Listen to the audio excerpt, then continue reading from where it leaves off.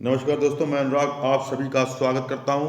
दोस्तों, कल हम लोगों ने उच्चतर शिक्षा सेवा आयोग प्रयागराज के द्वारा जो विज्ञापन संख्या 50 असिस्टेंट प्रोफेसर के लिए निकाला गया है, उसके लिए हम लोग सामान्य अध्ययन के खंड 6 में जो भारतीय राज्य व्यवस्था और अर्थव्यवस्था का टॉपिक दिया हुआ है, उसके आधार पर हम लोगों ने कल प्रस्तावना को एक परिचय के रूप में समझा था।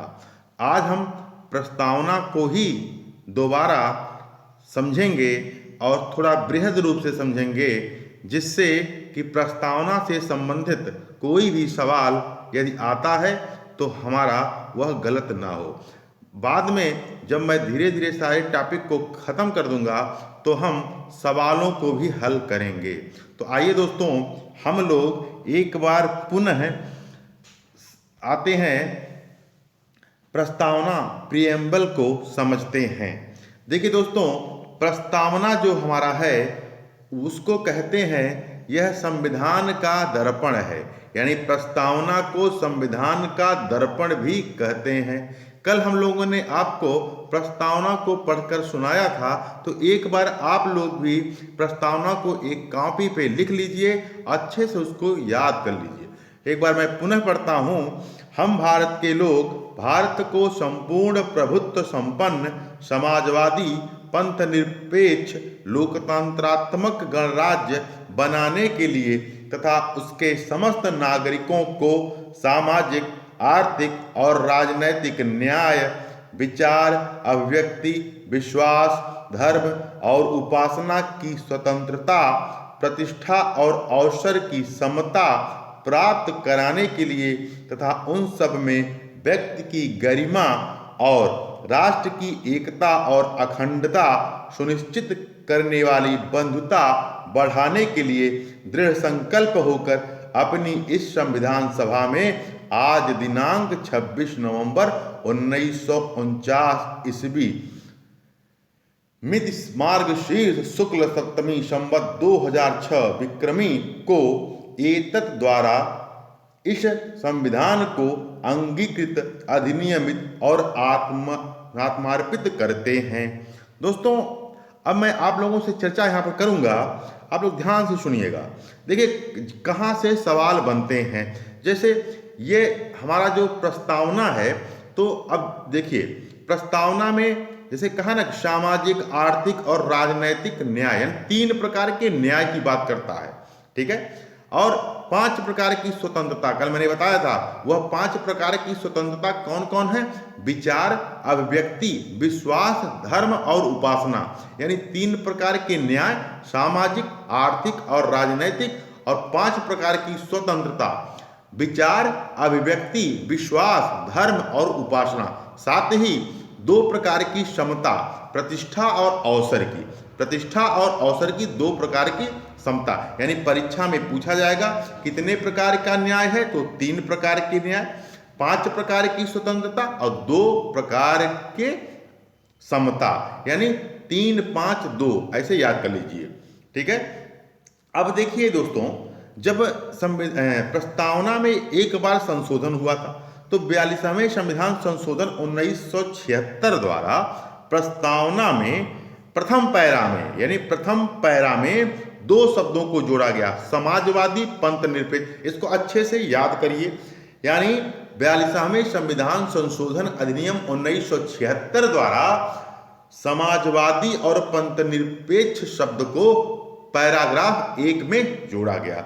साथ ही 42वें संविधान संशोधन 1976 द्वारा 6वें पैरा में अखंडता शब्द को जोड़ा गया है, ठीक है। इसको अच्छे से आपने ध्यान दिया, यानी 42वें संविधान संशोधन 1976 द्वारा प्रथम पैरा में समाजवादी और पंथ निरपेक्ष शब्द को जोड़ा गया। साथ ही इसी संशोधन के द्वारा 6वें पैरा में अखंडता शब्द को जोड़ा गया है। अब दोस्तों हम आते हैं थोड़ा प्रीएम्बल के बारे में और डिटेल में देखते हैं। देखिए प्रस्तावना को कहते क्या है कि संविधान की झलक, अगर संविधान की झलक हमें कहीं दिखती है तो वह प्रस्तावना में दिखती है। दोस्तों, अगर संविधान की झलक हमें कहीं दिखती है तो वह प्रस्तावना में दिखती है। और इसीलिए कॉन्स्टिट्यूशन में, संविधान में, ये एक प्रकार से एन इंट्रोडक्शन टू लॉ है। कॉन्स्टिट्यूशन क्या होता है? एन इंट्रोडक्शन टू लॉ है, यानी कानून का एक परिचय है। अब देखिए दोस्तों, जवाहरलाल नेहरू ने संविधान की आत्मा कहा है। जेएल नेहरू ने क्या प्रस्तावना को संविधान की आत्मा कहा है, और केएम मुंशी ने राजनीतिक जनपत्री कहा है। तो दोस्तों, और वहीं पर जब सवाल बनता है कि संविधान की प्रस्तावना को, संविधान की आत्मा किसने कहा है, तो देखिए दोस्तों, कभी कभी ऑप्शन में अनुच्छेद 32 नहीं रहता है, तो वहां पर आप क्या कहते हैं, प्रस्तावना को टिक करते हैं। लेकिन जब ऑप्शन में कभी कभी आता है कि अंबेडकर जी का जिक्र होता है अनुच्छेद 32 का, चूंकि अनुच्छेद 32 को जो संवैधानिक उपचारों की बात करता है, उसको डॉक्टर भीमराव अंबेडकर जी ने उसको संविधान की आत्मा कहा है। तो अब देखिए दोस्तों, अब जब हम प्रस्तावना पर चर्चा करते हैं, तो प्रस्तावना में ऊपर लिखा है कि हम भारत के लोग, we the people of India.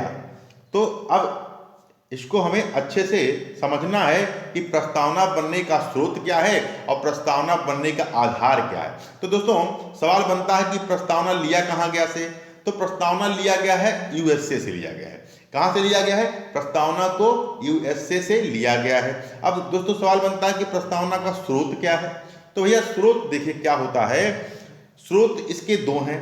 एक है भाषा, कहाँ से लिया गया, यानी स्रोत की भाषा, भाषा कहाँ से लिया गया है, अर्थात इसका प्रारूप क्या है, तो ऑस्ट्रेलिया से लिया गया है। याद कर लीजिए, सवाल बनता है स्रोत क्या है, यानी स्रोत में इसका एक सवाल बनता है कि भाषा कहाँ से लिया गया, यानी प्रारूप कहाँ से, तो ऑस्ट्रेलिया से। साथ ही दूसरा बनता है इसका विचार कहाँ से आया, यानी स्रोत, प्रस्तावना का जो स्रोत है, दो चीज स्रोत है, भाषा और विचार। तो विचार कहाँ से आया, तो पहले दोस्तों विचार आया यूएसए से। सर्वप्रथम प्रस्तावना यही अपनाया गया था, यानी सर्वप्रथम प्रस्तावना प्रीएम्बल यूएसए में अपनाया गया था। यानी अब समझ गया कि प्रस्तावना का जो स्रोत क्या है, स्रोत भैया दो है, एक भाषा है, एक विचार है। भाषा लिया गया ऑस्ट्रेलिया से और विचार आया यूएसए से।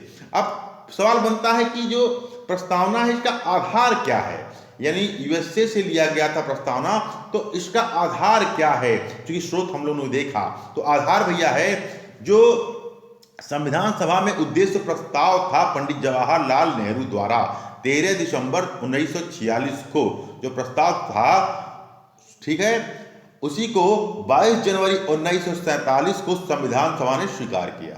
ठीक है, इसको आप लोग ने जान लिया। ठीक है, अब हम आगे बढ़ते हैं कि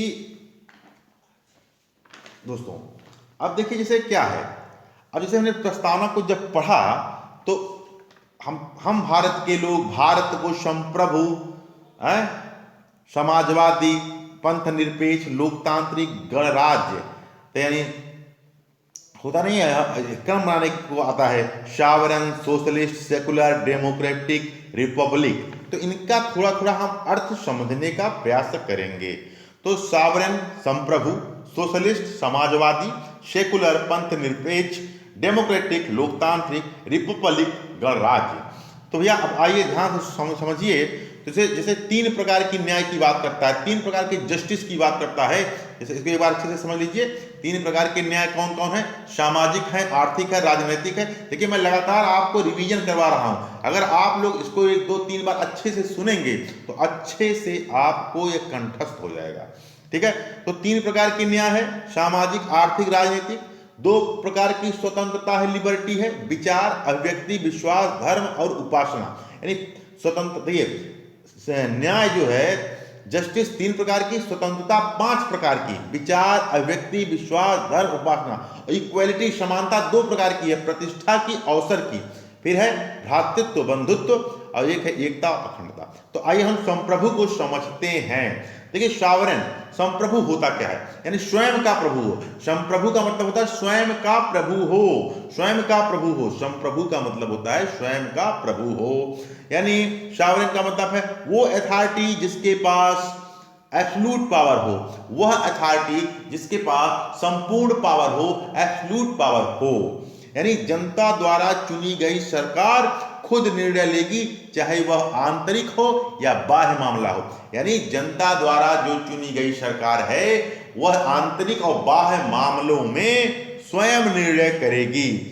यानी और वही सवाल बनता है कि भारत की संप्रभुता कहाँ निवास करती है, तो भारत के लोगों में। यानी सवाल बनता है भैया, हायर एजुकेशन में मोस्ट इंपॉर्टेंट सवाल है, ऐसे सवाल बनेंगे कि भारत की संप्रभुता कहाँ निवास करती है, तो भारत के लोगों में। अब देखिए संप्रभुता जो होता है भैया, ये दो प्रकार का होता है, कह सकते हैं, एक आंतरिक, बाहरी, और भी कई प्रकार हैं संप्रभुता के, लेकिन हम मोटी मोटा समझेंगे संप्रभुता के प्रकार। जैसे आंतरिक संप्रभुता, बाह्य संप्रभुता, नाम मात्र की संप्रभुता, वास्तविक संप्रभुता, कानूनी संप्रभुता, ऐसे कई प्रकार के संप्रभुता होते हैं।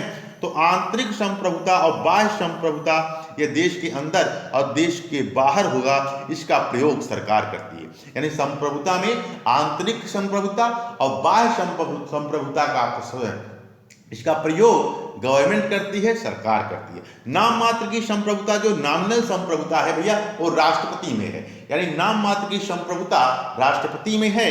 वास्तविक संप्रभुता यानी रियल संप्रभुता जो है भैया, वह प्रधानमंत्री में है। कानूनी संप्रभुता भैया, वह संविधान के अंतर्गत आता है, कानूनी संप्रभुता।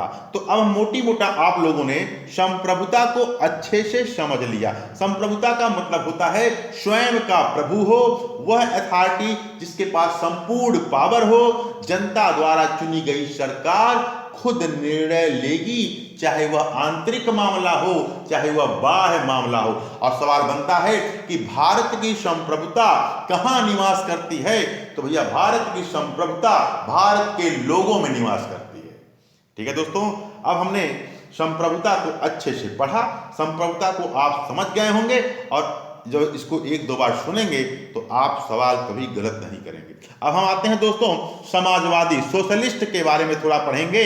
सोशलिस्ट समाजवादी शब्द जो हमने बताया था कि 42वें संविधान संशोधन 1976 में प्रथम पैरा में जोड़ा गया था। यानी समाजवादी शब्द को 42वें संविधान संशोधन अधिनियम 1976 द्वारा कहां जोड़ा गया था, प्रथम पैरा में। तो सोशलिस्ट को अगर समझने से पहले हमको थोड़ा ध्यान देना होगा कि कुछ कंसेप्ट है, जैसे उदारवाद है, मार्क्सवाद है, समाजवाद है, साम्यवाद है। तो अगर दोस्तों आप ध्यान से देखेंगे, वर्ल्ड के मैप पे जाएंगे तो पश्चिम से जब पूरब की तरफ बढ़ेंगे प्यारे दोस्तों, तो पश्चिम में उदारवाद का चरम है, और पश्चिम से जब जैसे जैसे बढ़ते जाएंगे पूरब तक, तो अंत में साम्यवाद स्थिति आ जाता है। ये यूरोप में उदारवाद का घेरा है। फिर धीरे धीरे हम जब बढ़ते हैं, जर्मनी में पहुंचते हैं, रूस में पहुंचते हैं, तो मार्क्सवाद, समाजवाद, साम्यवाद, चीन में साम्यवाद की पहुंच होती है। उदारवाद के जिसे जनक में हम जॉन लॉक को मान सकते हैं यूरोप में, मार्क्सवाद जर्मनी में तो कार्ल मार्क्स था, हमको पता है। समाजवाद शब्द जो रूस में आया, इन्हें एशियन समाजवाद के जनक लेनिन को कहते हैं, और समाजवाद रूस में है। साम्यवाद चीन में माओ त्से तुंग को आप जानते ही हैं। अब यह देखिए उदारवाद में होता क्या है। उदारवाद में सरकार का इकोनॉमी में कोई हस्तक्षेप नहीं होता। यानी उदारवाद में सरकार का इकोनॉमी में कोई हस्तक्षेप नहीं होता है। ठीक है। अब मार्क्सवाद क्या कहता है, मार्क्सवाद क्या कहता है आज जान लीजिए, ये लेबर कंट्रोल की बात करता है, यानी श्रम के नियंत्रण की बात करता है। नारा देता है कि दुनिया के सारे मजदूर एक हो जाओ। यानी यह पूंजी को बुर्जुआ से वापस लेने के लिए यह एक लड़ता है। मतलब हैव नॉट के बीच में एक प्रतिस्पर्धा होती रहती है। एक प्रकार से ये रेडिकल टाइप का, ये खतरनाक प्रकार का मतलब ये सिद्धांत है। फिर समाजवाद जो रूस में आया, तो आप जान लीजिए, तो समाजवादियों ने क्या कहा जब ये मार्क्स को देखे, मार्क्सवाद को, तो समाजवादियों ने कहा कि मार्क्सवाद जो है वो प्रैक्टिकल नहीं है। मतलब मार्क्सवादियों से फिर क्या हुआ कि इसी को धीरे धीरे मार्क्सवादियों से ही डिफरेंट रूप में समाजवाद निकला। यानी समाजवाद निकला जो समाज में कंट्रोल की बात करता है, समाज कंट्रोल की बात करता है समाजवाद। ठीक है दोस्तों, इसको हमने ध्यान से बस एक मोटी मोटा समझिए। अब साम्यवाद क्या है भैया, यह चाहता है कि कुछ लोगों को समूह में शक्ति हो और वह कंट्रोल करे कि अर्थव्यवस्था कैसे चलेगा। ठीक है। और जो ये साम्यवाद है, ये समाजवाद को अच्छा नहीं मानता है। तो मोटी मोटा आप जान गए ये चीज हो समाजवादी। ठीक है दोस्तों, अब हम आते हैं समाजवाद के बारे में थोड़ा समझते हैं। अब देखिए जैसे भारत में क्या हुआ कि समाजवाद शब्द, देखिए कि समाज एक शब्द है, वाद एक आइडियोलॉजी है, इसको आप जानिएगा। वाद जब लग गया तो एक आइडियोलॉजी है। तो 1971 में जब भारत और पाकिस्तान के बीच में युद्ध चल रहा था तो भारत का रूस ने काफी मदद करा था, आप जानते ही होंगे। तो चूंकि यूएसएसआर में समाजवादी व्यवस्था थी और इंदिरा गांधी समाजवाद से काफी प्रभावित थी। तो और एक तरफ से आप समझ रहे होंगे कि जब इंदिरा गांधी उससे 1971 में जब ये युद्ध हुआ भारत पाकिस्तान का, तो रूस ने भारत का काफी सपोर्ट किया और इंदिरा जी उनसे काफी प्रभावित थी समाजवादी से व्यवस्था से। तो और उसी दौर में दुनिया में तमाम प्रकार के, जैसे कहते तमाम नहीं, उदारवाद का हवा चल रहा था और इसमें यूएसए आगे बढ़ रहा था। और साथ ही बड़े बड़े दो गुट उभर के आए थे, दुनिया में दो गुट उभरे थे, एक रूस था एक यूएसए था। लेकिन भारत किसी भी गुट में शामिल नहीं हुआ, भारत ने नाम की स्थापना की। इसको हम बाद में पढ़ेंगे कभी, तो हमको बस मोटी मोटा जानना है। इंदिरा जी रूस गई। अब चूंकि देखिए इंदिरा जी रूस में जाती हैं, वहां की इकोनॉमी से काफी प्रभावित होती हैं और भारत में जब आती हैं तो 1976 में 42वां संविधान संशोधन के द्वारा प्रथम पैरा में समाजवाद शब्द को जोड़ा गया। ठीक है, अब दोस्तों क्या हुआ कि 1991 में जो रूस था यूएसएसआर वो टूट गया और इस स्थिति में भारत को काफी क्षति पहुंची, भारत को काफी क्षति पहुंची। तब जाकर भारत ने 1991 में प्रधानमंत्री नरसिम्हा राव और मनमोहन सिंह वित्त मंत्री की अगुवाई में भारत ने एलपीजी को अपनाया और फिर वहीं 1991 के बाद भारत में मिक्स्ड इकोनॉमी का कंसेप्ट आया। यानी भारत में 1991 के बाद मिश्रित अर्थव्यवस्था का अवधारणा जन्मा, यानी उसमें उदारवाद भी था, उसमें समाजवाद भी था। तो भारत का जो कंसेप्ट था 1991 के बाद, उसमें उदारवाद और समाजवाद का कंसेप्ट एक साथ लेके चला गया। अब हम आते हैं दोस्तों सेकुलर यानी पंथ निरपेक्ष और धर्म निरपेक्ष को थोड़ा समझते हैं। ठीक है, तो आप देखें अब पंथ निरपेक्ष को भी 42वें संविधान संशोधन 1976 के द्वारा कहां पे प्रथम पैरा में डाला गया। थोड़ा सा मोटी मोटा समझ लेते हैं। ठीक है, अब इसको समझिए। देखिए होता क्या है, कुछ नास्तिक देश होते हैं, कुछ धार्मिक देश होते हैं और कुछ धर्मनिरपेक्ष और पंथ निरपेक्ष देश होते हैं। तो धर्मनिरपेक्ष और पंथ निरपेक्ष जो है देश हैं, इसमें सभी धर्मों को बराबर का दर्जा मिलता है। ठीक है दोस्तों, इसको आप मोटी मोटा जान लीजिए। यानी धर्मनिरपेक्ष में, तो जैसे धर्मनिरपेक्ष जो शब्द है दोस्तों, ये पश्चिमी देशों में इसका एक कंसेप्ट है। तो यहाँ से सभी धर्म बराबर हैं, देश का कोई धर्म नहीं होगा, सरकार किसी धर्म के अनुसार नहीं चलेगी। एग्जाम्पल जैसे भारत है, यूएसए है। पंथ निरपेक्ष शब्द गांधी ने दिया है, आप जान लीजिए इसको। पंथ निरपेक्ष जो शब्द है गांधी जी ने दिया। पंथ से व्यक्ति अलग हो सकता है, पंथ निरपेक्ष धर्म के अंतर्गत। ठीक है, समझ गए आप मोटी मोटा पंथ निरपेक्ष, इसको गांधी ने दिया। गांधी जी ने कहा धर्म निरपेक्ष से अधिक सही शब्द पंथ निरपेक्ष है। ठीक है दोस्तों, तो मोटी मोटा समझ गए कि पंथ निरपेक्ष में यही रहेगा कि सभी धर्म में बराबर हैं, देश का कोई धर्म नहीं होगा, सरकार किसी धर्म के अनुसार नहीं चलेगी। यानी भारत हुआ, यूएसए हुआ, इसको मोटी मोटा आप समझे।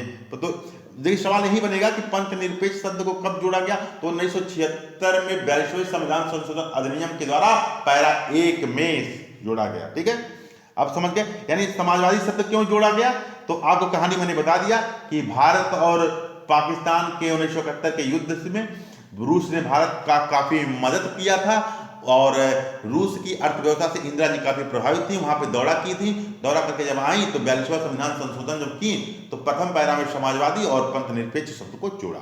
अब आते हैं डेमोक्रेटिक, लोकतांत्रिक। अब लोकतांत्रिक के बारे में थोड़ा पढ़ते हैं।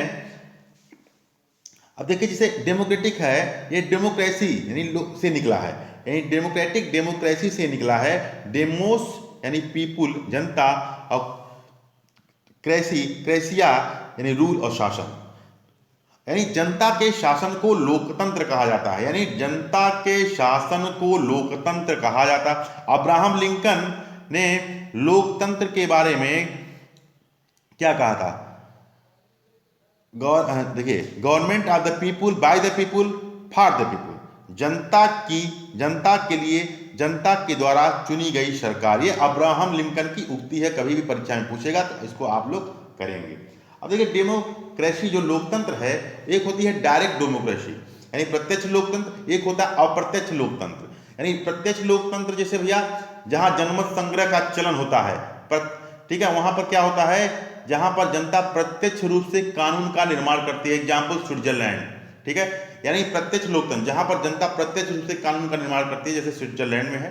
और अप्रत्यक्ष लोकतंत्र है, जनता चुने हुए अपने प्रतिनिधियों के आधार पर निर्णय लेती है। यानी भारत में अप्रत्यक्ष लोकतंत्र है, यानी हमने यहाँ पे MP MLA को चुना, अब यह MP MLA संसद विधानमंडल में जाकर कानून बनाएंगे। तो यानी भारत में अप्रत्यक्ष लोकतंत्र की व्यवस्था है। और स्विट्जरलैंड में प्यारे दोस्तों क्या है, वहां पे प्रत्यक्ष लोकतंत्र की व्यवस्था है कि जनता रिकॉल करती है, ठीक, ओके। अब आते हैं गणराज्य, रिपब्लिक, यानी रिपब्लिक गणराज्य का मतलब होता है हेड ऑफ द नेशन, राष्ट्र का अध्यक्ष इलेक्टेड भी हो सकता है, निर्वाचित भी होगा। जैसे क्या है, राष्ट्र का अध्यक्ष है जैसे है इलेक्टेड, भारत में क्या है, इलेक्टेड है, निर्वाचित है। यानी ब्रिटेन में रानी है, निर्वाचित नहीं है। ब्रिटेन गणराज्य नहीं है पर लोकतंत्र है, ब्रिटेन में लोकतंत्र है पर वहां गणराज्य नहीं है। और चूंकि वहां वंशानुगत व्यवस्था है ब्रिटेन में, जहां पर राष्ट्र का अध्यक्ष निर्वाचित होगा वहां गणराज्य है, रिपब्लिक है। अब जैसे भारत में क्या है, भारत का राष्ट्रपति हो चाहे USA का राष्ट्रपति, ये निर्वाचित होते हैं, तो गणराज्य रिपब्लिक है। तो रिपब्लिक का मतलब यही समझिए कि जहां पे राष्ट्रपति का चुनाव होता है, चुन कर आता है, वहां गणराज्य है, ठीक है। अब दोस्तों हम आप लोगों से चर्चा करेंगे, हम लोगों को जैसे क्या हमने चर्चा किया था कि हमें 3 प्रकार के न्याय मिले हैं। कौन कौन, सामाजिक, आर्थिक, राजनीतिक, ठीक है। अब दोस्तों सामाजिक, आर्थिक, राजनीतिक, आर्टिकल 16 में जब हम पढ़ेंगे मूल अधिकार में, तो वहाँ आर्थिक अवसर की बात की गई है। और जब हम 5 प्रकार की स्वतंत्रता, वो हमें जो लिबर्टी है 5 प्रकार की, वो अनुच्छेद 19 से में भी आप देखेंगे। अब 5 प्रकार की स्वतंत्रता जानते करते हैं कौन है, विचार है, अभिव्यक्ति है, विश्वास है, धर्म है, स्वतंत्रता। अब एक और ध्यान दीजिए, जैसे लिबर्टी, यह स्वतंत्रता जो है वो फ्रीडम से अलग होता है टर्म में, हाँ, इसको ध्यान से जान लीजिए। हाँ, अब देखिए इक्वलिटी, समानता, 2 प्रकार की समानता भैया है, प्रतिष्ठा और अवसर की। यानी अब मोटिवेट सवाल बनेगा भैया, इसको ध्यान से देखिए, 3 प्रकार के न्याय, 5 प्रकार की स्वतंत्रता और 2 प्रकार की समानता। अब देखिए दोस्तों एक चीज ध्यान से आइए, बंधुत्व क्या है, फ्रेटर्निटी क्या है, भाईचारा का विकास कैसे होगा, यानी अखंडता, इंटीग्रिटी और एकता, यूनिटी से। समान के मध्य जुड़ाव भाव, एक बाउंड्री में रह रहे हैं, इसे मान लीजिए। और दूसरा, और असमानों के मध्य मन जुड़ाव भाव, वैसे मनोवैज्ञानिक संकल्पना है एकता, इसको कह सकते हैं। स्वतंत्रता, समानता, बंधुत्व को हम लिए हैं कहाँ, फ्रांस की क्रांति से। और न्याय जो है USSR से लिया गया है, सामाजिक न्याय, आर्थिक न्याय, राजनीतिक न्याय। तो ये मोटी मोटा समझे। अब हम आज की सबसे इंपॉर्टेंट सवाल जहां से बनेगा उस पर आकर हम चर्चा करते हैं। देखिए दोस्तों, प्रस्तावना में संशोधन, अमेंडमेंट। सबसे पहले दोस्तों, पश्चिम बंगाल की तरफ से भारत पाक में विवाद के समय वेरुबारी वर्सेज संघ सरकार 1960 के मामले में प्रस्तावना में अनुच्छेद 368 से संशोधन हो सकता है या नहीं, तो इस पर सुप्रीम कोर्ट का निर्णय प्रस्तावना में संशोधन नहीं हो सकता। क्यों नहीं हो सकता? तो सुप्रीम कोर्ट ने कहा भारत का जो संविधान है वह भाग 1 से प्रारंभ होता है और अनुच्छेद 368 में यह दिया गया है, उसमें भारत के संविधान के संशोधन के बारे में कहा गया है, ना कि प्रस्तावना के संशोधन का जिक्र है। यानी जब बेरुबारी बनाम संघ सरकार 1960 के मामले में प्रस्तावना में अनुच्छेद 368 से संशोधन हो सकता है या नहीं, तो सुप्रीम कोर्ट का निर्णय आया कि प्रस्तावना में संशोधन नहीं हो सकता। क्यों नहीं हो सकता? तो सुप्रीम कोर्ट ने बताया कि भारत का जो संविधान है वह भाग 1 से प्रारंभ होता है और अनुच्छेद 368 में यह दिया गया है, उसमें भारत के संविधान के संशोधन के बारे में यह कहा गया है, न कि प्रस्तावना के संशोधन का जिक्र है। अर्थात प्रस्तावना संविधान का भाग नहीं है। जो समझे, ये हो गया। उसके बाद दोस्तों 1973 में बहुत बड़ा बात केशवानंद भारती बनाम केरल राज्य के मामले में सुप्रीम कोर्ट से पूछा गया कि प्रस्तावना में संशोधन होगा कि नहीं होगा। तो भैया सुप्रीम कोर्ट ने कहा कि बेरुबरी मामले में जो निर्णय लिया गया था उसे पूर्णतया बदल दिया गया। सुप्रीम कोर्ट ने इस निर्णय को, यानी बेरुबरी वाले निर्णय को सुप्रीम कोर्ट ने इसमें बदला। निर्णय क्या दिया? प्रस्तावना भाग तो नहीं है, यानी निर्णय कहा केशवानंद भारती वाले केस में सुप्रीम कोर्ट ने निर्णय दिया कि प्रस्तावना भाग तो नहीं है, पर संविधान की आत्मा है, हृदय है। यानी प्रस्तावना को संविधान की आत्मा, संविधान का हृदय कहा। प्रस्तावना संविधान का भाग है, प्रस्तावना संविधान का आंतरिक भाग है। मूलभूत ढांचे का सिद्धांत दिया इसी में, तो इसी निर्णय में मूलभूत ढांचे का सिद्धांत भी दिया। प्रस्तावना में 368 के अनुसार संशोधन हो सकता है, पर मूलभूत ढांचे में कोई बदलाव नहीं हो सकता। यानी केशवानंद भारती केस में कहा गया कि मूलभूत ढांचे में कोई छेड़छाड़ नहीं होगा। हाँ, हालांकि 368 के अनुसार संशोधन हो सकता है। बाद जिस पर, क्योंकि मूलभूत ढांचा क्या होता है, जिसका मतलब यह है कि पूरा जो संविधान इसी पर आधारित है। मतलब ये मूलभूत ढांचा जो होता है भैया, ये पूरी तरह से एसेंस है, संविधान का एसेंस है, मर्म है। ठीक है दोस्तों, अब समझ गए ना। तो मूलभूत ढांचा में SSDR है, मूल कर्तव्य है। सुप्रीम कोर्ट ने कहा कि हम समय समय पर तय करें कि मूलभूत ढांचा क्या हो सकता है। तो ठीक है, अब देखिए मोटी मोटा समझिए। तो Bommai versus union of India में भाग है, यानी कुछ महत्वपूर्ण है उनको सुन लीजिए। Bommai versus union of India में भाग है। बेरुबरी वर्सेज संघ सरकार 1960 में भाग नहीं है। केशवानंद भारती बनाम केरल राज्य 1973 में स्वीकार किया गया। गोलकनाथ वर्सेज पंजाब राज्य में संविधान की मूल आत्मा कहा। यानी केवल बेरुबरी वर्सेज यूनियन ऑफ इंडिया में भारत सरकार भाग नहीं है, बाकी बम्बई बनाम यूनियन ऑफ इंडिया में भाग है। केशवानंद भारती बनाम केरल राज्य में स्वीकार किया गया कि भाग है, और गोलकनाथ वर्सेज पंजाब राज्य में भी संविधान की मूल आत्मा कहा गया। तो दोस्तों इसको एक बार अच्छे से समझिए कि 42वें संविधान संशोधन 1976 में प्रस्तावना में 3 शब्द जोड़े गए। परीक्षा में पूछ सकता है कि 42वां संविधान संशोधन 1976 में प्रस्तावना में कितने शब्द जोड़े गए? तो 3 शब्द जोड़े गए, समाजवादी, पंथ निरपेक्ष, धर्मनिरपेक्ष और अखंडता। यानी अब इसको ध्यान सुनिए, पहले पैराग्राफ में समाजवादी और पंथ निरपेक्ष को और छठे पैराग्राफ में अखंडता शब्द को जोड़ा गया था। यानी अब इसको मोटी मोटा आप लोग समझेंगे। अब देखिए, प्रस्तावना न्यायालय द्वारा गैर न्यायिक है, यानी न्यायिक पुनरावलोकन के अंतर्गत नहीं आता है। प्रस्तावना न्यायालय द्वारा गैर न्यायिक है, यानी न्यायिक पुनर्विलोकन के अंतर्गत यह नहीं आता है। अब दोस्तों, प्यारे दोस्तों, इसको अच्छे से समझने का कोशिश करेंगे कि प्रस्तावना न्यायालय द्वारा गैर न्यायिक है, यानी मोटी मोटा आपने इसको समझा कि न्यायिक पुनरावलोकन के अंतर्गत यह नहीं आता। प्रस्तावना न्यायालय द्वारा प्रवर्तनीय नहीं है। ठीक है, इसको भी समझिए, प्रस्तावना न्यायालय द्वारा प्रवर्तनीय नहीं है, सही समझ गए ना।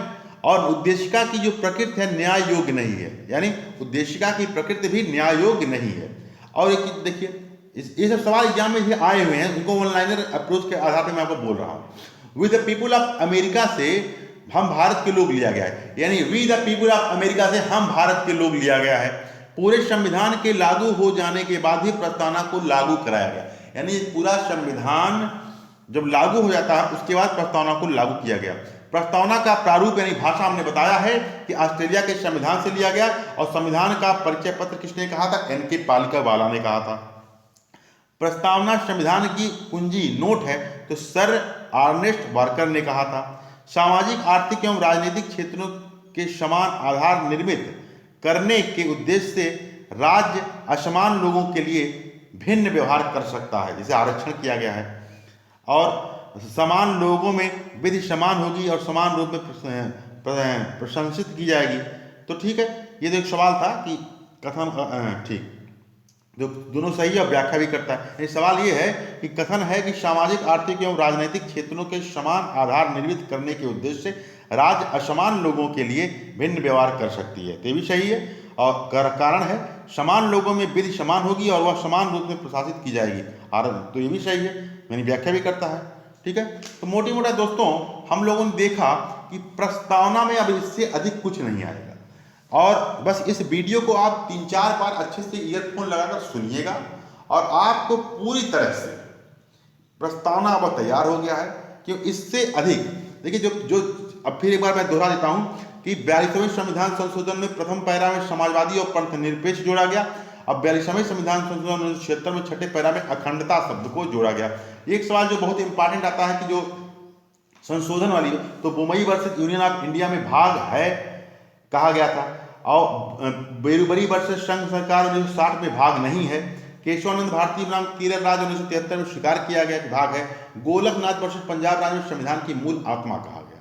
ठीक है दोस्तों, और 42वें संविधान संशोधन 1976 द्वारा प्रस्तावना में 3 शब्द जोड़े गए, समाजवादी, पंथ निरपेक्ष, अखंडता। इसको मैंने बार बार आप लोगों से जिक्र कर दिया है। तो दोस्तों प्रस्तावना से अब आपके कोई भी सवाल गलत नहीं होंगे। कल का वीडियो और आज का वीडियो दोनों वीडियो आप अच्छे से सुनिएगा और पूरी तरह से प्रस्तावना आप सभी का तैयार हो गया। अब आपको नया कुछ नहीं पढ़ना है। ठीक है दोस्तों, अगले वीडियो में फिर मिलेंगे।